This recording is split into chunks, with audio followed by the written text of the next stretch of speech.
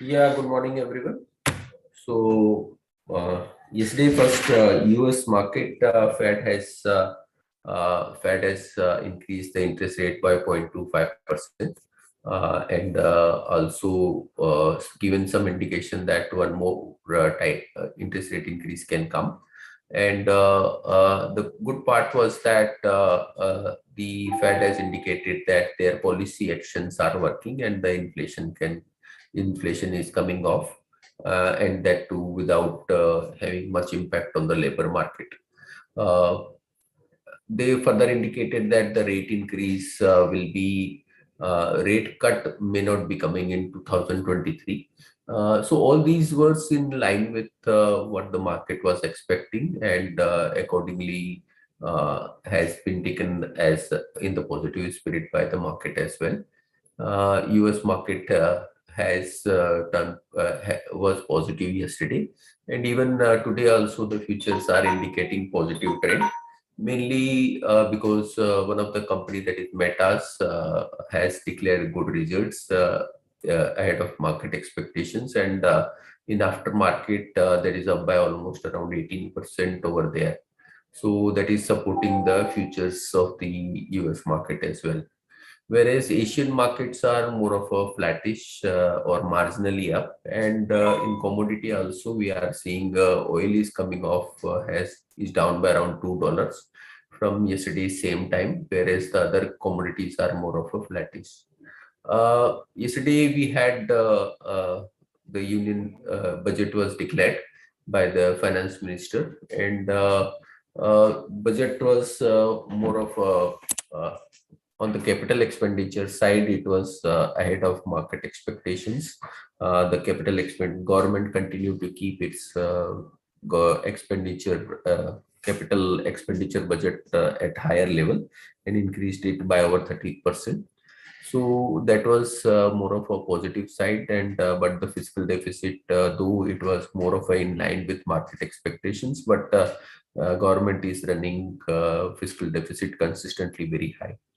But the another point, that is to boost the demand for the retail, to boost the demand from the consumption side, government has not done much except tweaking the income tax for the new regime.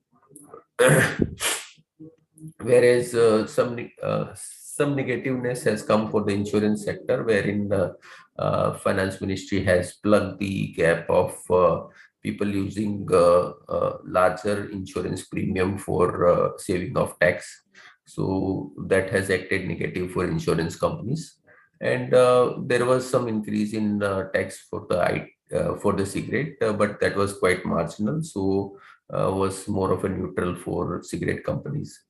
Apart from that, nothing great was there for the budget. It was more of a in line, but the key issues which right now market or economy is facing is of slowing down in the consumption. So there was nothing in for that, and also there is a slowdown in the export. So again, there is no encouragement for higher export from here. But apart from that, there was a continuation of more of a capital expenditures. So in all, budget was more of a, you can say marginally better from the capital expenditure side. But will this have a major impact on the equity market or will drive the equity market? We don't think so. This can support the equity market. Now I'll request technical team to take up from here.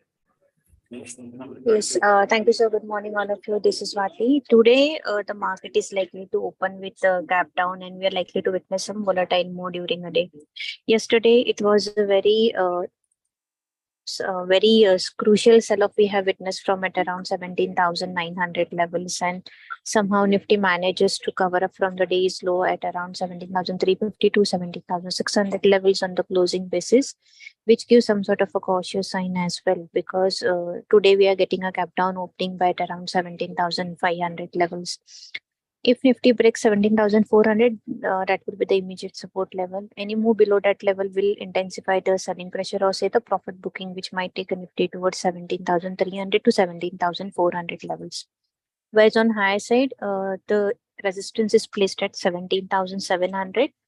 If it surpasses that level, then only we can witness some sort of a pullback rally, which might take a Nifty towards 17,840 to 17,900. The view will remain a cautious to negative only on the Nifty side as long as it trades below 18,000 psychological mark. Any pullback towards the resistance levels, one should book their profits on every rise. As such, this strategy should be applied into this kind of a market. Coming towards the Bank Nifty, uh, for today intraday purpose, 40,350 is the first support level. Below that level, 40,000 levels can be tested. On the high side, 41,340, 41,700 are the crucial resistance level. We need to keep eye on it. Coming towards the Nifty Finance, 17,740, 17,500 are the two support zones for Nifty Finance, whereas the resistance is placed at 18,500 and 18,800 levels on the higher sides. The view on the indices will remain a negative itself as long as they trades below the resistance levels. Avoid major long positions into the indices, but one can go for a stock specific trading with the strict stop losses. That's it from my end. I request Nirav to take a call forward. Yeah, thank you, Swati. See, on the derivative front, as I had said even earlier, there would have been a very volatile trading session yesterday, and that is what happened. Uh, we are still, we could not breach that range of 18,000 on the upside or 17,500 on the downside. Having said that, VIX has declined a bit and PCR is below, the oversold zone also. It's at 0.7. Also, the FI started to buy. Open interest is less. So all these signs of one more thing, the premium has reduced from 130 points to 60 points. All these things tell us that now, even though we are opening down today, we might see a good bounce coming in Nifty, and 17,500 is the support level for the spot and even the futures. If that is held on, we will see some bounce coming in, and Nifty can probably end on the positive note today, or probably in the next couple of days you will see good buying coming in. So start buying. That is what I'd like to say. The data has turned positive after a long time, and that is a good sign. So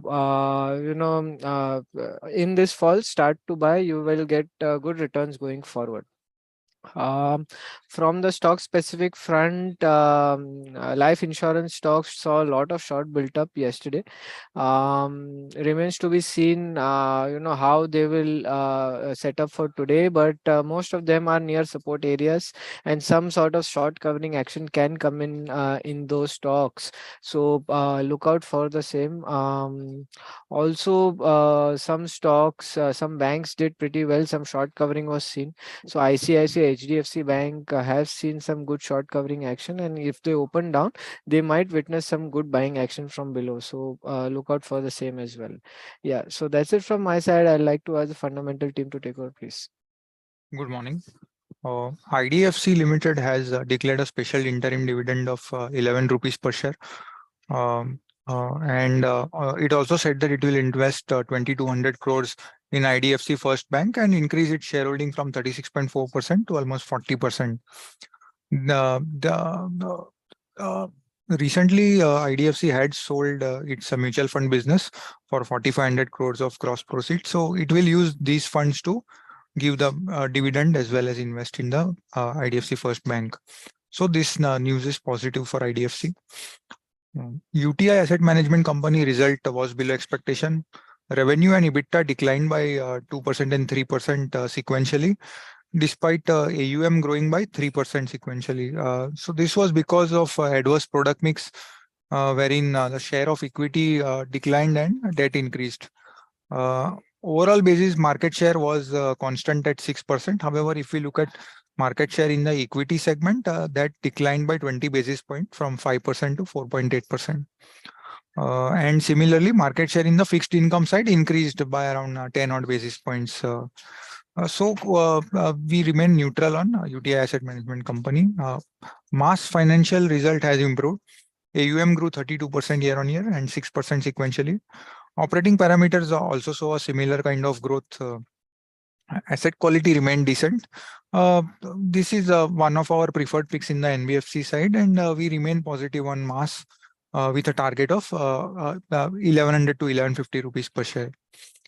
CDSL result has declined. Revenue declined by 5% sequentially and 7% year on year. EBITDA also declined 8% sequentially and 18% year on year. So because of the slowdown in the new demat openings and the overall momentum in the domestic retail money coming in the markets, we are neutral on CDSL. Thank you. Yeah, good morning. Prism Johnson result was below expectation, mainly on account of higher cost. Volume came in at 1.37 million ton versus 1.29 million ton sequentially. Revenues were in line with expectation at 1774 crores. However, EBITDA was below expectation at 60 crores versus expectation of 83 crores, mainly on account of higher cost. EBITDA per ton stood at 295 versus 231 quarter on quarter and 385 year on year. The stock is trading at EV by EBITDA of 9 times FY24 earnings. NMDC reported its iron ore sales for the month of Jan, which came in at 3.84 million ton, up by 16% month on month, but down by 9% year on year. So we are neutral on this company. Coal India volume for the month of Jan came in at 64.5 million ton versus 62.7 million ton month on month, and 60.8 million ton year on year. So this is neutral for the company. Thank you. Good morning. Ashok Leyland announced its result. The result is ahead of expectation. Revenue came in at 9,030 crores versus an expectation of 8,779 crores, which grew by 63% on a YOY basis due to a low base last year and by 9% sequentially. The volume for the units sold this quarter stood at 47,562 versus 42,946 sequentially and 34,077 units on a YOY basis as the government's focus on infrastructure development and a revival in replacement demand for commercial vehicles continue to improve sales, as well as easing prices of raw materials. EBITDA margin came in at 8.8% versus an expectation of 7.7%, as against 6.5% sequentially and 4% on a YOY basis. The stock is trading at a PE of 21.4 times FY24 EPS. Auto OEMs announced their monthly auto numbers yesterday. In January 23, auto OEMs posted a mixed set of volume trends across segments, changing customer preferences towards SUVs, and the revival of entry segment cars led to healthy volume growth for Maruti Suzuki, which saw a 12% YOY growth. M&M saw 58% YOY growth, and Tata Motors saw an 18% growth. The supply situation for major OEMs continues to remain dynamic. Export volumes continue to be impacted by the challenging geopolitical situation. In PVs, we see the demand momentum sustaining on the back of new model launches, which can be seen by the elevated levels of open orders and higher retails. In two-wheelers, overall volume continued to remain subdued with flattish volume on a YOY and month-on-month basis, primarily impacted by the weak export markets. Bajaj Auto volumes declined by 25% on a YOY basis due to a 47% YOY dip in exports. Similarly, Hero MotoCorp reported a 67% YOY decline in exports, while for TVS, overall exports declined by 27%. We expect the export markets to remain muted on the back of continued stress in the global markets, led by dollar unavailability and inflationary trends. In the domestic market, Bajaj Auto reported a 12% growth YOY. Hero MotoCorp posted a marginal decline of 3% on a YOY basis. TVS volumes improved by 34% on a YOY basis. EVs continue to see greater adoption in both two-wheelers as well as PV segments. Tata Motors EV sales grew by 39% on a YOY basis in Jan 23 to around 4,133 units, while TVS iQube EV two-wheeler reported a staggering growth, registering sales of 12,169 units versus 1,529 units last year. Strong new model pipeline and elevated fuel prices will continue to drive EV sales going ahead as well. Tractor sales improved by 25% on a YOY basis, mainly on the back of strong growth in the domestic market, partially offset by a weak export performance. In CVs, overall volumes improved by 4% YOY, led by double-digit improvement in volume for all major OEMs except for Tata Motors. VECV outperformed the CV segment growth with 32% growth on a YOY basis. MHCV demand continued to remain healthy, led by traction in construction and mining activities, as well as pent-up replacement demand. Even passenger carriers continue to witness strong demand momentum, while steady freight rates continue to keep CV demand steady. Rising interest rates continue to remain a key deterrent. Thank you. Good morning. Britannia Industries Limited reported results, and the results were above expectations. The revenue grew by 17.4% YOY at rupees 4,197 crore versus the expectation of 4,230 crore. EBITDA margin reported at 19.5% versus the expectation of 16.2%. So the stock is trading at a PE of 49.5 times to FY24 EPS. So there is a scheduled con call today, and we will provide the updates tomorrow. Meanwhile, we think the outlook is positive on the stock. The Jubilant FoodWorks Limited result is below expectation. Jubilant has delivered record revenue in the month of October on account of festive season. However, starting November, it has observed slowdown in demand that has resulted in a flat LFL growth in the quarter. Overall revenue grew by 10% at rupees 1,316 crore. EBITDA margin reported at 22% versus expectation of 23.9%. The margins were largely impacted due to lower gross margin, which was down by 210 basis points YOY due to high inflation in cheese and flour basis and other costs as well. The management is focusing on to get the LFL growth back by providing excellent service to customers, doubling digital assets, enrolling customers in the loyalty program, and planning on geographic expansion. During the quarter, it has opened 73 stores, while it has added to 21 stores on a YTD basis. The stock is trading at a PE of 46.8 times to FY24 EPS. Whirlpool of India reported result which were below expectation. The revenue degrew by 18.3% YOY at rupees 1,172 crore versus the expectation of 1,570 crore. This was on account of lower demand in the entry segment. The EBITDA margin came at 1.6%, which contracted by 200 basis points YOY, mainly due to lower operating leverage. The stock is trading at a PE of 34 times to FY24 EPS, and the outlook is neutral over the near term. Tata Chemicals Limited result was marginally below expectation. Revenue grew by 32% YOY at rupees 4,148 crore versus the expectation of 4,193 crore.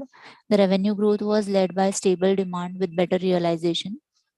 Soda ash prices were robust across geographies. EBITDA margin improved by 480 basis points YOY and 50 basis points sequentially at 22.2%. On account of effective cost management. The management believes cost environment is stable and it is expected to be at the same levels in the near term.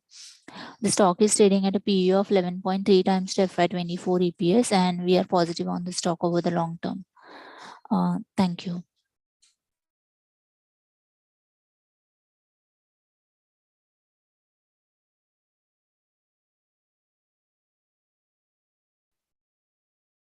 Yeah. I'll request commodity team to take up from here. Yes, thank you, sir. Good morning, everyone.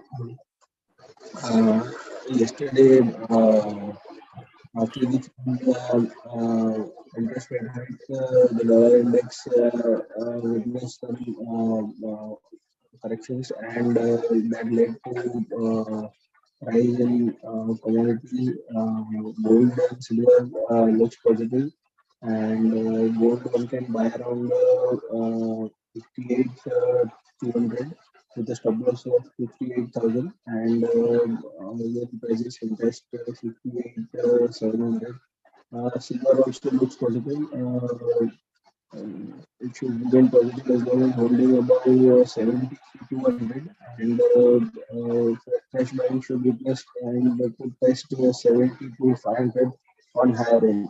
So buying on diction is recommended in silver also. In crude oil, there could be some pullback till 63.85 to 6400, and again there should be some sell-off. So for a pullback, one can buy for the above target, but again there should be some profit taking on higher end. Natural gas prices are continuously drifting down and should remain weak below 230 and can test 200 levels on the lower end. Metals also looks positive. One should buy around copper. One should buy around 784 when maintain a stop loss of 779. On higher end, 790 seems to be the ideal target, and fresh buy could be witnessed if closes about 790. So one should wait for a closing basis on the positional call, and zinc. One can buy around 292 and maintain a stop loss of 290 on the higher end. 294, 295 is the target we are looking for. And aluminum also, one should buy around 225 and maintain a stop loss of 224. Prices again can test 227, 50, 228 levels. That's it from me. I'll ask Priya to take off here. Thank you, sir. Good morning, everyone. So on the currency front, we are seeing some weakness that is coming into the Indian pair. This is on back of the heavy budget that the country came out yesterday. If you look at the borrowing numbers, those are also huge. They have also done a revision on the upside on the fiscal deficit, which is another negative for the Indian rupee. Also, there is the sentiment has been weakened as the Adani has taken a 20,000 crores FPO back. So this is another factors which is playing into the weakness of the Indian rupee. The Fed meeting is going to start along with the other central banks like ECB and Bank of England. All these three banks are expected to do a rate hike. You could with the RBI's policy meet will come on 8th. So there is still a picture of a rate hike that can happen on the Fed, though the sentiment has come down from 50 to 25 basis points. But and this could probably be the last Fed rate hike that we will see before the Fed going for a pause on the rate hike. So if you look at the dollar index, it has come at around 100.93, but still the rupee is getting weakened. Because of the factors that have been said before. In today's session, it has opened at around and 81.98 and trading at around 81.90. 81.88 will remain a very strong support in the pair. If it breaches that, you could see some cool off happening towards 81.75, 81.60.